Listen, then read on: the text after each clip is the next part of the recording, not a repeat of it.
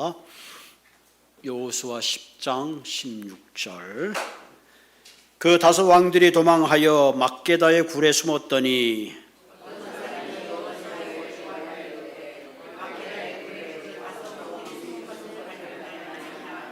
여호수아가 이르되 굴옥에 큰 돌을 굴려 막고 사람을 그 곁에 두어 그들을 지키게 하고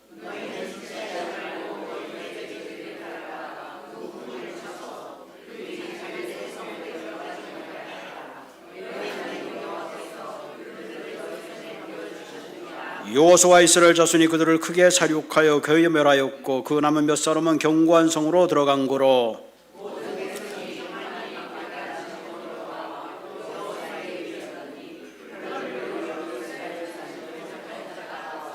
그때 여호수아가 이르되 굴옥이를 열고 그 굴에서 그 다섯 왕을 내게로 끌어내라 하며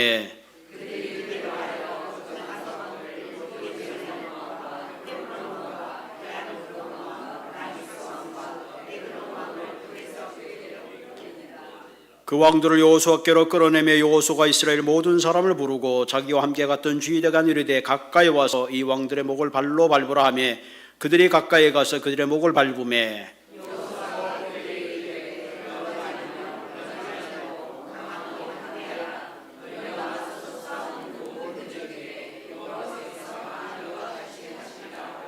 그 후에 여호수아가 그 왕을 쳐 죽여 다섯 나무에 매달고 저녁까지 나무에 달린 채로 두었다가 해질 때에 여호수아가 명령하며 그들의 시체를 나무에서 내려 그들이 숨었던 굴 안에 던지고 굴옥이를 큰 돌로 막았더니 오늘날까지 그대로 있더라. 아멘.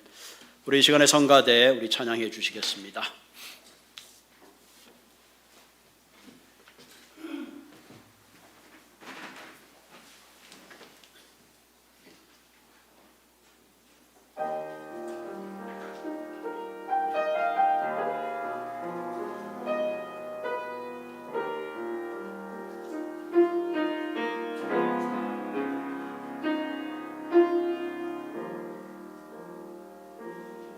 영원히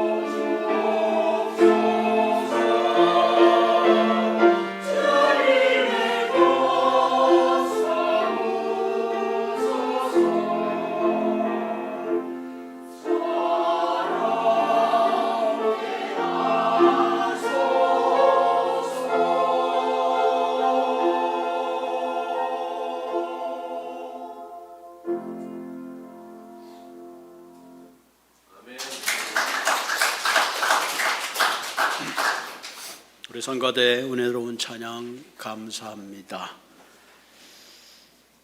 한여름에 소낙비가 쏟아진다니까 한편으로 기쁘기도 하고 걱정이 되기도 합니다.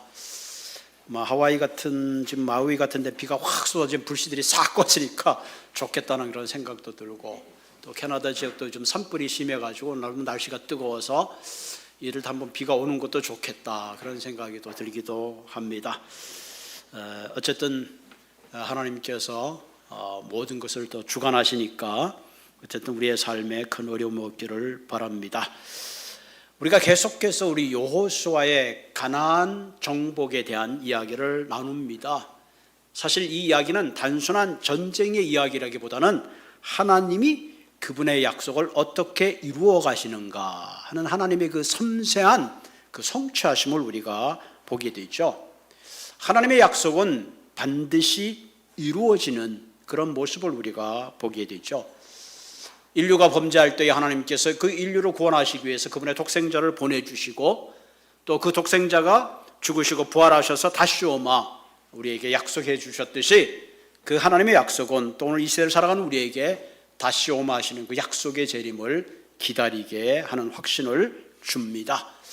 특별히 가나안 정복에서 눈에 띄게 우리에게 들어오는 것은, 오늘도 본문을 읽었습니다만 적들을 막 목을 밟고 나무에 매달고 죽이는 그런 부분들이 어떻게 보면 약간 끔찍하게 이렇게 느껴지는 그런 모습도 느끼지만, 사실은 그 모습 속에서는 하나님께서 얼마나 가나안이 가지고 있는 우상과 죄에 대한 심판을 하시는 그런 분이시구나 하는 것도 우리가 동시에 깨닫게 됩니다.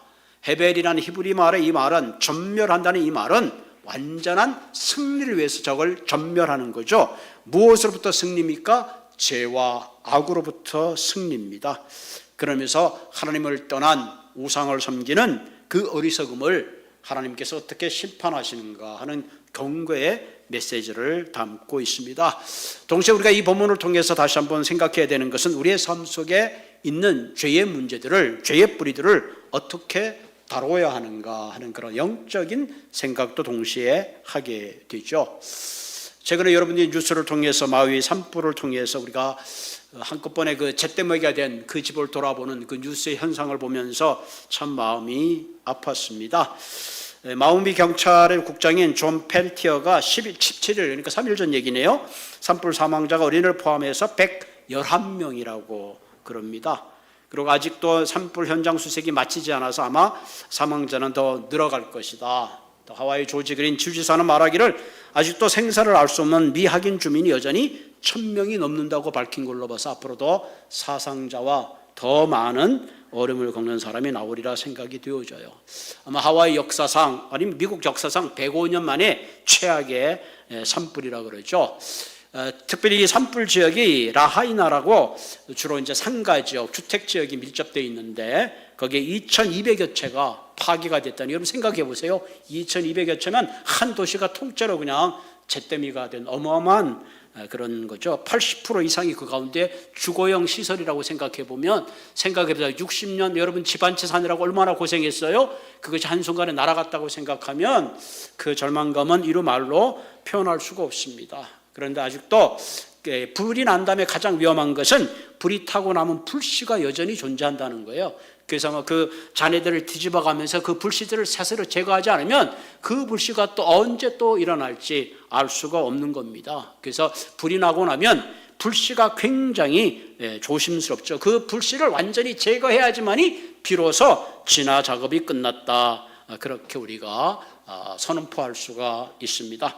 어쨌든 하루속히 이런 어려움에서 빨리 도움의 손길을 통해서 그들이 절망 가운데 일어나기를 기도해야 될 줄로 믿습니다. 특별히 우리 UMC에서는 엄코나 이런 데서 지금 그 재난을 당하는 분들을 위해서 우리가 특별히 오퍼링도 하고 돕는 그런 많은 활동들을 하고 있습니다.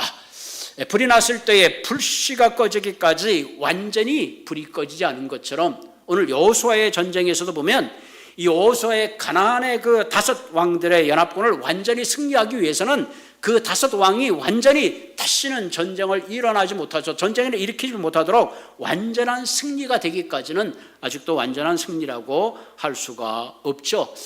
그러면서 우리가 가나안 정복의 전쟁 이야기를 가만히 보면서 하나님의 약속 선처가 완전히 일어나기까지는, 이 헤멜이란 완전히 그 죄를 제거하기까지는 그 완성이 미완성이 아닌가, 그런 생각을 합니다.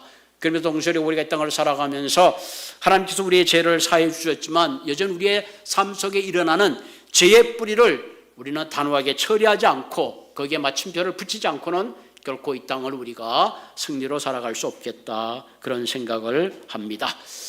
오늘 본문은 지난주에 이어서 계속되는 이야기죠. 남부 가나안의 연합군들이 그 기브온 족속들의 성을 포위를 해서 그 다음에 풍전등화의 위기에 있을 때에 여호수아와 이스라엘 백성들이 간밤에 기습을 해가서 그 남부 연합군들을 전부 격퇴를 했습니다. 그리고 이제 마지막 잔당들은 지금 도주를 하고 이스라엘과 여호수아 백성들은 그 나머지 잔당들을 쫓아가고 있는데 그 적들을 진멸하기까지 하늘의 해가 멈췄다 하는 그 내용까지 읽었습니다. 자, 다섯 왕인들이 합쳤으니까 웬만하면 우리가 이기리라고 장담했지만 하나님이 그들과 함께하기 때문에 그들은 이길 수가 없었죠. 16절에 보면 그 다섯 왕들이 도망하여 막게다의 굴에 숨었습니다. 얼마나 급했는지 그들이 굴에 숨었어요. 특별히 그 중동 지역의 굴은 석회암 동굴로 되어 있어서 그것에 은신하거나 숨기가 참 좋습니다. 여러분, 터널과 굴의 차이가 있는데 굴은 들어가면 입구가 하나예요. 콜로 반드시 나와야 돼요. 그러나 터널은 들어가면 출구가 있는 거죠. 그래서 이 다섯 왕들의 다 도망을 가지고 어디 있나 생각하고 있는데 17에 보니까 어떤 사람이 여호수아에게 과열이되 막걸대굴에 다섯 왕들이 숨은 것을 발견, 여기에 다섯 왕들이 숨어 있습니다라는 첩보를 이제 입수하게 된 거죠. 그러니까 18절에 보니까 여호수아가 이르되 굴옥에 큰 돌을 굴러막고 사람들 그 곁에 두어 그들을 지키게 하라. 다섯 왕이 살 길을 찾아 들어갔는데 그것이 발각되어서 큰 돌로 그 입구를 막아버리고 군대가 포위해서 그것을 지키게 했습니다. 한마디로 그야말로 다섯 왕이 살 길을 찾아 들어갔는데 그 굴 속에 꼼짝없이 갇히고 말았죠. 그 나중에 어떻게 했을까요? 26절에 보면 그 후에 여호와가 그 다섯 왕들을 굴에서 끌어내서 나무에 매달고 해가 질 때까지 거기에 뒀다가 나중에 다시 시체를 내려가지고 다시 그 굴 속에 집어넣고 돌로 막아버렸습니다. 오늘 보니까 오늘까지 그대로 있더라. 아마 지금은 징콜이 다 분진이 되어서 아마 없어지고 말았죠. 한마디로 다섯 왕이 살 길을 찾아 숨어들었는데 그것이 오히려 그들이 무덤이 되고 말았습니다. 결론적으로 이제는 더 이상 남부연합군이 이스라엘에게 도전할 수 없는, 더 이상 제기할 수 없는 완전한 전쟁으로 끝이 나고 말았습니다. 그래서 남부연합군과 가나안의 그 다섯 왕을 제거함으로 말미암아 그 남부 가나안 지역은 완전히 더 이상 이스라엘 백성들을 대적할 수 없는 그런 상황에 놓이게 되죠. 우리는 여기서 중요한 교훈을 하나 뵙게 됩니다. 크리스천의 삶은 우리는 때때로 영적 전쟁에 우리가 비유하고 있죠. 왜냐하면 우리의 싸움은 혈과 육에 대한 싸움이 아니라 영적 전쟁이기 때문에 그렇죠. 그래서 에베소서 6장 12절에 보면 우리의 싸움은 혈과 육에 대한 것이 아니요 정사와 권세와 이 어두움 세상을 주관하는 자들과 하늘에 있는 악한 영들에 대한 싸움이라. 우리가 하나님의 자녀가 되었음에도 불구하고 주님 앞에 서는 그날까지 여전히 우리는 육신적 몸을 입기 때문에 계속해서 영적 전쟁터에 사실은 놓여 있게 되죠. 그렇기 때문에 우리가 영적 전쟁에서 이기기 위해서는 그 상대를 완전히 제압해야지 되는 거죠. 왜? 그렇지 않으면 영적 전쟁에서 이 악한 영들이 우리를 여전히 유혹하고 여전히 하나님과 관계가 소원해지게 되고 하나님과 원수되게 하기 때문에 그렇습니다. 성경에 보면 엘리라는 그 아주 제사장이 있었는데 이 제사장에게는 두 아들 홈리와 비느하스가 있어서, 그런데 제사장이 있으면 아들이 자연적으로 이제 제사장 직분을 맡게 되고 하나님께 제사 지는 일을 하잖아요. 근데 이 두 아들이 행실이 안 좋았어요. 하나님께 제사 드리는 좋은 이 양이 오면 양의 막 뒷다리나 이런 걸 미리 제사 드리기 전에 자기가 가지고 가서 끌어내가지고 가지고 가기도 하고, 심지어는 이 제사를 드는 수발 드는 여인들과 동침하는 아주 그런 악한 행위를 했습니다. 그러니까 제사장이 그 얘기가 막 들릴 거 아니에요? 들었으면 빨리 그 일을 처리를 했어야 되는데 그 아들을 처리를 하지 못했어요. 그래서 나중에 이스라엘과 블레셋과 전쟁이 일어났을 때 홈리와 비느하스는 전쟁에 갔다가 전쟁에서 죽고 말았어요. 심지어 우리가 전쟁에 지고 있으니까 하나님의 법궤를 가지고 가자. 이 법궤가 있으면 우리가 이기리라 그랬지만 심지어 법궤마저 잃어버리고 적에게 강탈당하고 말았어요. 그래서 이 엘리 제사장이 그 의자에 앉아가지고, 엘리 제사장의 성경에 몸이 비대했더라 그래요. 앉아있다가 그 소식을 듣는 순간에 너무 놀래가지고 뒤로 막 의자랑 같이 넘어지는 바람에 몸이 꺾여서 죽고 말았습니다. 이런 거 보면 이 엘리 제사장의 두 아들의 죄를 미리 좀 다 단죄하고 미리 좀 처리를 했더라면 이 엄청난 일을 감당할 수 있었을 때 그것을 그냥 쉽게 생각해서 더 큰 화를 부르고 말았습니다. 성경에 또 비슷한 예가 하나 있죠. 다윗이라는 왕은 우리가 다 알고 이스라엘이 굉장히 존경하는 그런 다윗인데, 다윗에게는 여러 아들이 있었잖아요. 그 중에 암논이라는 아들이 배달인 다말이라는 여동생을 동침을 합니다. 그리고 다말을 범하는 그 상황을 보고 다말의 오빠인 압살롬이 화가 난 거죠. 아버지가 어떻게 해주겠지. 그러다 아버지도 그 사실을 알고는 그냥 묵과합니다. 그래서 나중에는 압살롬이 화가 나가지고 그 암논을 자기 집에 불러가지고는 그 암논을 죽여버리고 말합니다. 그리고 압살롬은 도망가죠. 그 세월이 흐른 다음에 나중에 이것이 불씨가 되어서 압살롬이 쿠데타를 일으키게 되고 아버지는 압살롬에 쫓겨서 가는 그런 어처구니 없는 그 집안의 큰 칼부림이 일어나고 말았습니다. 여러분, 이 두 사건을 가만히 보면 죄를 가볍게 여긴 결과가 얼마나 엄청난 결과를 가지고 오는가 하는 것을 우리가 보게 됩니다. 우리가 소도둑이 바늘도둑이 된다고. 소도둑 될 때 잡아야 되는데 그 소도둑 될 때 안 잡으면, 바늘도둑 될 때 안 잡으면 나중에 소도둑이 되고 마는 거죠. 그러니까 나쁜 습관들, 죄를 처음부터 잡아야 되는데 그거 잡지 않으면 점점 둔감해지는 거예요. 점점 간이 붑니다. 조그만 거 훔칠 때 막 가슴이 덜렁덜렁 하다가 나중에 은행 강도가 되고 나중에 더 큰 강도가 되는 거죠. 사실 처음부터 은행 강도 되는 사람은 없어요. 처음에 조그만 것부터 시작했다가 죄가 점점 커져서 한마디로 우리가 속되면 간땡이가 보가지고 양심을 이제 화인 맞아가지고 그런 일이 일어나는 겁니다. 그러면서 우리의 마음을 황폐하게 하는 우리 죄의 불씨들을 우리는 처리해야 합니다. 그래서 더 이상 세상의 유혹과 시험에 끌려다는 것이 아니라 죄의 그림자조차도 경계해야 되는 거죠. 그래서 오늘 본문에 보면 사실 어떻게 하면 우리가 영적 전쟁에서 죄의 불씨를 제거하고 하나님이 우리에게 주시고자 하는 축복의 삶으로 살아갈 수 있는가 하는 중요한 영적 의미를 사실 오늘 이 본문에서 우리들에게 소개하고 있습니다. 우리가 세상을 살아가면서 정말로 죄의 불씨를 꺼버리고 하나님이 준 축복의 삶을 살며 영적 전쟁에서 승리하기 위해서 가장 첫 번째 중요한 것이 뭐냐면은 신속한 결단이 필요합니다. 죄의 문제가 있을 때 신속하게 처리하지 않으면 아까의 엘리 제사장이나 다윗처럼 점점 커져서 나중에는 내 힘으로조차 처리할 수 없는 그런 결과를 가지고 오게 되죠. 옛날에 그 고바우 고약이라고 있었는데 우리 몸에 한 부에 뭐가 골만하면 고바우 고약을 해가지고 빨리 이게 해결해야지, 아니면 그 골림이 점점 커져가지고 한 부가 점점 커져죠. 고약이죠, 고약. 이명의 고약? 아니 우리 권사님 언제 또 고약을 발견하셨어?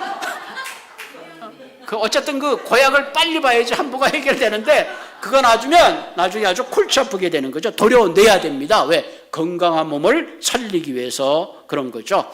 그래서 이 여호수아는 빨리 연합군을 처리해야 되는 거. 그대로 놔두면 다시 이 사람들이 성으로 들어가서 재규합하게 되면 더 큰 전쟁이 일어나기 때문에 19절에 보면 뭐라 그랬어요? 너희는 지체 말고 너희 대적을 뒤쫓아가 후군을 쳐서 그들이 자기들 성읍에 들어가지 못하게 하라. 그리고 또 하나 중요한 명령합니다. 너희 하나님 여호와께서 그들을 너희 손에 넘겨주셨느니라. 이것이 하나님이 주신 기회다는 거죠. 이 두 가지를 말하는 거죠. 그래서 여호수아는 이 다섯 왕을 굴속에 감금하고 지키게 하고 나머지 장군들을 백성들로 들어가서 쫓아가서 다 사로잡고 그 전쟁에 이기게 하죠. 그래서 그 남은 잔병들이 다시 성에 들어가서 재정비를 하지 못하게 합니다. 또 하나는 뭐예요? 여호와께서 그들을 너희 손에 주제. 지금 하나님이 우리에게 주신 이 기회를 결코 놓쳐서는 안 된다 하는 거죠. 그러니까 죄를 처리할 때는 우리는 죄를 신속하게 해야 돼요. 죄의 유혹이 나를 찾아왔을 때의 망설이다가는 죄의 유혹에 빠지고 마는 거죠. 나는 영화를 보면 안 돼. 그렇게 하는 사람이 영화표를 사서 극장을 들어가면 보게 돼요? 안 보게 돼요? 필름은 돌아가고 보게 될 수밖에 없는 거죠. 죄의 환경으로부터 벗어나야 합니다. 내가 죄의 환경에 들어가면서 죄를 이긴다는 것은 굉장히 힘들어요. 내가 여인의 유혹을 멀리하기 위해서는 여인의 유혹이 없는 곳에 가야지. 내가 뭐 옛날에 요정이라고 요즘 살롱에 뭐라 그러는지 모르겠지만 그런 데 들어가는 순간에 그 유혹을 이기는 것은 불가능해지는 거죠. 그래서 여러분 시편 1편 1편 6절에 뭐래요? 복 있는 사람은 첫째 악인의 길을 쫓아 악한 생각을 하지 않고 죄인의 길에 서지 않고 오만한 자의 자리에 앉지 않는다. 죄의 생각이 들어오면 먼저 어떻게 해요? 거기에 머물게 되고 앉게 되면 이제 끝나는 거예요. 더 이상 해결할 길이 없는 거죠. 그래서 여호와의 율법을 즐거워하며 그 율법을 주야로 묵상하는 거다. 죄의 깨가 들어오지 않고 죄의 자리에 앉지 않고 죄의 자리에 서지 않기 위해서는 여호와의 율법으로 내 심령을 채워야 돼요. 내 생각을 채워야 돼요. 여러분 빈 글에서는 뭐 아무거나 들어갈 수 있잖아요. 내 마음속에 그리스도의 말씀이 채워져 있으면 악한 생각이 들어오지 못하는 거죠. 그렇게 되면 저는 시냇가에 심은 나무가 시절을 쫓아 가시를 맺으며 그 잎사귀가 마르지 아니함과 같으니 그 행사가 다 형통하리라. 아까 우리 영호 권사님 기도를 잘 준비해서 기도해 주셨는데 하나님 우리가 행복하게 사는 비결이 뭡니까? 간단해요. 뭐예요? 여호와의 율법을 즐거워하며 그 율법을 주야로 묵상할 때에 우리의 삶은 시절을 쫓아 가시를 맺는 복되고 행복한 삶을 살게 되는 거죠. 그럼 우리는 악한 길을 쫓아서는 안 돼. 죄된 생각을 상상조차 해서는 안 되는 거죠. 그러기 위해서는 늘 우리의 생각이 조심스러워야 돼요. 늘 우리의 마음을 말씀으로 지켜야 되는. 그래서 우리가 말씀을 보는 게 그래서 중요한 거예요. 그래서 말씀을 암송하는 겁니다. 그래서 기도하는 거예요. 왜? 그렇게 하자면 어느 순간에 내가 어느 순간에 어디로 튈지 나도 몰라요. 흔히들 그냥 내 마음 나도 모르겠다고. 내가 결심하지만 결심한 대로 되는 게 아니잖아요. 어떤 유혹이 찾아오면 그 유혹을 이길 수 없기 때문에 중독에 빠지는 거예요. 사실은 중독에 빠지는 사람들이 그냥 빠지는 게 아니거든요. 열심히 노력하는데도 안 되기 때문에 그런 일이 생기고 마는 겁니다. 그래서 그런 길을 이기는 길은 말씀에 붙잡히는 길밖에 없다 하는 거죠. 그래서 실제로 보면 그 마약 제하라는데 이런 데 보면 제일 좋은 방법 중에 하나가 물론 그들이 그 애딕된 걸 끊어내기 위해서는 그들의 결단도 필요하지만 그 안에 하나님의 말씀을 만나고 하나님 앞에 기도하고 하나님이 간섭하실 때에 그들이 끊을 수 없는 그런 중독을 끊는 많은 간증들을 들을 수가 있습니다. 에베소서 5장 15절 16절 그런즉 너희가 어떻게 행할 것을 자세히 주의하여 지혜 없는 자같이 말고 오직 지혜 있는 자같이 하여 어떻게 행할지를 주의하라. 세월을 아끼라. 때가 악하니라. 그러니까 하나님이 주신 그 기회를 결코 상실하지 말라. 왜? 때가 악하기 때문에 우리가 하나님이 주신 기회를 허비할 수 있다 하는 거예요. 왜? 죄로 허비할 수 있다 하는 거죠. 하나님이 우리에게 주신 한 번밖에 없는 인생의 기회를 우리는 가장 아름답게 살아야 돼. 가장 분별력 있게 살아야 된다는 사실입니다. 여러분 사랑하는 것도 사실은 기회가 때가 있어요. 늘 아무 때나 내가 사랑한다고 사랑하는 게 아니잖아요. 내가 사랑하는 이들이 떠나게 되면 더 이상 사랑할 수 있는 기회가 없어지는 거예요. 여러분 신앙생활하면 여러분 옆에 있는 계신 분 여러 개 보세요. 이분들을 내가 사랑할 대상입니다. 내가 사랑할 때 사랑하지 못하면 이분들이 늘 내 옆에 있는 것이 아니에요. 여러분 우리가 자식을 키우잖아. 자식을 키울 때 용돈 주는 거, 픽업해 주는 거 다 때가 있어요. 이제는 용돈을 줘도 얼마를 줘야 될지 나보다 더 많이 버니까 용돈을 줄 수가 없어. 용돈 주는 것도 다 때가 있더라고요. 여러분 우리가 선교를 하는 것도 때가 있어요. 선교지가 어려웠을 때 그때 도와줘야지 그때 선교제에 아름다운 열매가 있는 거예요. 예배 드리는 것도 때가 있어요. 여러분들 지금 건강하셔서 이렇게 오지만 내가 건강하고 교회마저 올 수 없고 봉사마저 올 수 없는 때가 순식간에 오는 거예요. 지금 여러분 밥하는 거 귀찮다 그러지만 그래도 내가 밥할 수 있는 이때가 가장 아름답고 행복하다. 이럴 때는 아멘 하셔야지. 아멘. 나중에 밥 숟가락도 이것도 못해요. 그럴 때가 오는 거예요. 때가 있을 때 내가 예배 드리고 때가 있을 때 섬기고 때가 있을 때 돕는 거예요. 어떤 애 우리가 선한 마음이 있을 때 이거 내가 돕고 싶은데 그러다가 잠깐 멈추는 시간 이거 뭐 내가 돕는다고 나아져 다른 사람이 돕겠지 그러다 보면 그냥 끝나는 거예요. 내 마음속에 선한 생각이 들었을 때는 그것을 즉시로 행해야 됩니다. 그게 왜? 하나님이 우리에게 주신 기회이기 때문에 그렇습니다. 그렇게 해서 사랑하는 성도 여러분, 더 이상 죄의 노예가 되지 말고 우리가 하나님께서 우리를 부르시는 그런 부름의 상을 향하여 한 분 한 분 달려가시기를 주님의 이름으로 부탁을 드립니다. 두 번째로 우리가 영적 전쟁에서 승리하기 위해서는 압도적인 영성이 있어야 돼요. 압도적인 영성. 이 압도적인 영성이라는 건 뭐냐면은 한마디로 다른 사람이 감히 따라도울 수 없는 하나님의 자녀로서의 거룩함, 그런 것들이 나타나야 되는 거예요. 마치 우리가 모세가 막 시내산에서 내려오고 얼굴에 빛이 났잖아요. 우리가 그렇게까지는 되지 않는다 할지라도 적어도 우리가 하나님의 자녀로서 세상 사람들과 구별되는 뭔가 그들이 흠모할 만한 우리의 삶의 그런 에센스가 있어야 된다 하는 겁니다. 그래서 21절에 보면 모든 백성이 평안히 막게다 진영으로 돌아와 여호수아에게 이랬더니 혀를 놀려 이스라엘 자손을 대적하는 자가 없더라. 굉장한 얘기죠. 따라보세요. 시작. 혀를 놀려. 시작. 혀를 놀려 이스라엘 자손을 대적하는 자가 없었더라. 이 말은 뭐예요? 와, 이게 도저히 이게 이스라엘에게 덤볐다간 우리 전부 다 개죽음이다. 야, 이거 저들 뭐 굉장하구나. 감히 도전하는 이들이 없었다. 저는 이 대목에서 이런 생각을 했어요. 요즘 뉴스나 이런 신문에 이렇게 보면 그 교회에 대해서 좋은 얘기하는 것보다는 대부분이 나쁜 얘기를 많이 하잖아요. 가만 보면 훨씬 좋은 일들을 많이 하고 있는데, 그러니까 우리가 세상을 감히 세상 사람들이 우리에게 혀를 놀릴 수 있는 그런 기회를 제공하는 것이 아니라 혀를 놀릴 수 없을 만큼 우리의 삶이 정말로 거룩하고 아름답고 정직한 그런 삶이 되어야 된다 하는 겁니다. 그것을 놓쳐버리면 사실 의미가 없어요. 우리가 교회를 오고 기도를 하고 말씀 보는 거 대단히 중요하지만 그 모든 것들이 우리의 삶에 드러나지 않으면 결국 이 모든 건 뭐예요? 말로만 사랑하는 크리스찬이 될 수밖에 없다는 거죠. 그런 의미에서 우리는 경건의 모양만 보여줄 뿐만 아니라 동시에 경건의 능력도 보여줄 수 있어야 해요. 다른 사람이 섬기지 못하는 곳에 섬길 수 있어야 돼요. 다른 사람이 외면하는 이웃을 향하여 우리는 다가갈 수 있어야 돼요. 다른 사람을 핍박하는 고아와 가부들의 신원을 돌볼 때에 그때서 비로소 크리스찬들이 얼마나 파워풀한가 하는 것을 세상은 보게 되는 겁니다.